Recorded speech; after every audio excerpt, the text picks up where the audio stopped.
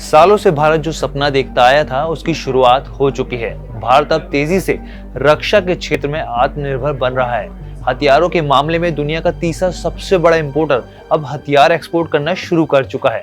अगले 5 सालों में डिफेंस एक्सपोर्ट के जरिए भारत ने $5 बिलियन हासिल करने का लक्ष्य रखा है। ऐसे में ये समझना जरूरी है कि सरकार के स्वदेशी थीम से कौन से डिफेंस शेयरों की चमक बढ़ सकती है और क्या आपके पोर्टफोलियो को इससे और ज्यादा मजबूती मिल सकती है। इन्हीं तमाम सवालों के जवाब आपको मिलेंगे बिजनेस टुडे बाजार में। नमस्कार, मैं हूं हर्ष शर्मा। चलिए इस वीडियो की शुरुआत करते हैं। तो सबसे पहले आपको बता दें कि हमने डिफेंस सेक्टर की 7 कंपनियों को चुना है जिनका विश्लेषण आपके सामने हम रखने जा रहे हैं। 20 अक्टूबर 2021 से लेकर 20 अक्टूबर 2022 तक के रिटर्न के बारे में हम आपको जानकारी दे रहे हैं ताकि आपको पिक्चर काफी हद तक क्लियर हो जाए और ताकि आपको ये भी पता चल सके कि डिफेंस सेक्टर में कौन से शेयरों की चमक बढ़ रही है और कौन से शेयर फिसड्डी साबित हो रहे हैं। तो सबसे पहले हम बात करते हैं माज़गान डॉक की। पिछले 1 साल में ये स्टॉक ने 139% का रिटर्न दिया है। वहीं भारत डायनामिक्स की बात की जाए तो इस 1 साल के दौरान इस शेयर ने अपने निवेशकों को 118% का रिटर्न दिया है। अब बात करते हैं HAL यानी हिंदुस्तान एरोनॉटिक्स लिमिटेड की। तो इस स्टॉक ने 20 अक्टूबर 2021 से अब तक करीब 73% का रिटर्न दिया है। वहीं BEL यानी कि भारत इलेक्ट्रॉनिक्स की बात की जाए तो पिछले 1 साल में ये स्टॉक 58% उछला है। वहीं कोची शिपयार्ड की बात की जाए तो इस स्टॉक ने भी करीब 50% यानी कि एग्जैक्ट अगर आंकड़े की बात की जाए तो करीब 46% का रिटर्न दिया है।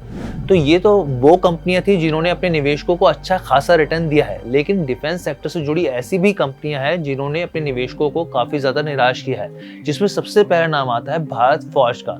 इस स्टॉक ने अब तक करीब 1.86% यानी 2% से भी कम यानी एक तरीके से फ्लैट रिटर्न दिया है। वहीं पारस डिफेंस की बात की जाए तो इस स्टॉक ने निवेशकों को काफी ज्यादा नुकसान पहुंचाया है। पिछले 1 साल से अब तक ये स्टॉक -34% का रिटर्न दे चुका है। तो यहाँ तो आपको पता चल गया कि टॉप गेनर की अगर बात की जाए तो इस 1 साल के दौरान माज़गान डॉक ने सबसे ज्यादा 139% का रिटर्न दिया है। वहीं भारत डायनामिक्स की बात की जाए तो ये 118% रिटर्न के साथ ये दूसरे नंबर पर रहा है। अब ऐसे में ये समझना भी जरूरी है कि शेयर मार्केट के जानकारों की नजर में कौन से डिफेंस स्टॉक निवेशकों को मालामाल कर सकते हैं। इसलिए हमने बात की है संतोष कुमार सिंह से, जो कि सीनियर मैनेजर हैं खंडेलवाल फाइनेंस लिमिटेड में। चलिए सुनते हैं उन्होंने क्या कहा।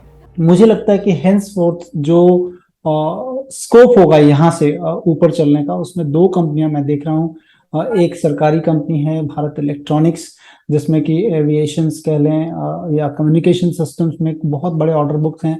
62,000 करोड़ के करीब ऑर्डर बुक है कंपनी के पास। तो मौजूदा स्तर पे कुछ लें और कुछ नीचे अगर गिरता है, यहाँ से कुछ सब्सटैंशियल करेक्शन अगर मार्केट में होते हैं तो भारत इलेक्ट्रॉनिक्स में मुझे लगता है कि यहाँ से भी आपको एटलीस्ट 30 to 40% का गेन आने वाले 1 साल के अंदर देखने को मिल सकता है। दूसरी जो मेरी पसंद होगी इस स्पेस में, जहां पर कि लगता है कि स्कोप हो सकते हैं और अभी केवल बेबी स्टेप्स लिया है कंपनी ने, वो है भारत फोर्ज। क्योंकि इसके ये कंपनी ऑलरेडी जो है प्ले आउट करती है CV सेगमेंट में, जो कमर्शियल व्हीकल्स है, इंडस्ट्रियल सेगमेंट में, और तीसरा जो इनका आर्म है तो वो प्राइवेट व्हीकल सेगमेंट्स में। लेकिन अब जो उन्होंने फुरे किया है, काफी दिनों से जद्दोजहद चल रही है और अब माने फाइनल स्टेज है। कंपनी अभी तकरीबन 500 करोड़ रुपया रेवेन्यू आता है इनका डिफेंस से, लेकिन आने वाले टाइम पे 2 से 3 सालों में मोर देन 3 टाइम्स इनके रेवेन्यू की बात कंपनी के मैनेजमेंट कर रही है। तो यहाँ पर कुछ स्पेस हो सकती है और इस कंपनी में भी मुझे लगता है कि एटलीस्ट 1 सालों में 30% का गेन हो सकता है। तो ये 2 कंपनियां मुझे लगता है कि जहां पर कि एक पोटेंशियल कैंडिडेट होगा at the current market scenario, तो ये 2 कंपनियां मुझे पसंद है। वहीं अश्विन पाटिल जो LKP सिक्योरिटीज के सीनियर रिसर्च एनालिस्ट हैं, उनसे भी हमने बात की तो उनका कहना है कि डिफेंस सेक्टर में बज है, जियोपॉलिटिकल ऑर्डर्स मिल रहे हैं और एक्सपोर्ट में तेजी से बढ़ोतरी हो रही है। इस तरह की उम्मीद की जा रही है कि 4 से 5 सालों में भारत इंटरनेशनल स्टैंडर्ड्स को मैच कर लेगा।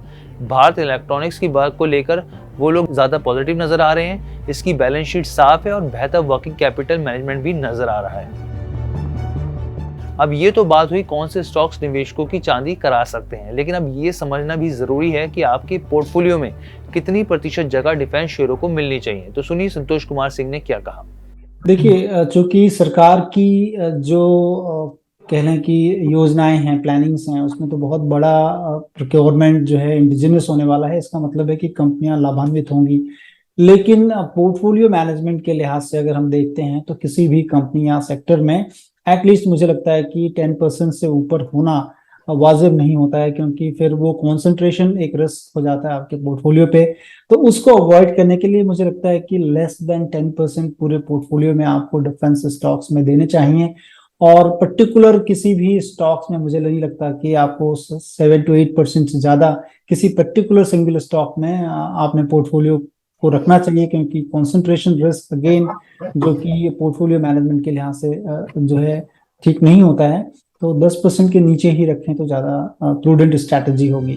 तो जो अब आपको हम लोगों ने बताया, तो उस हिसाब से आपके सामने पिक्चर एकदम क्लियर हो चुकी है।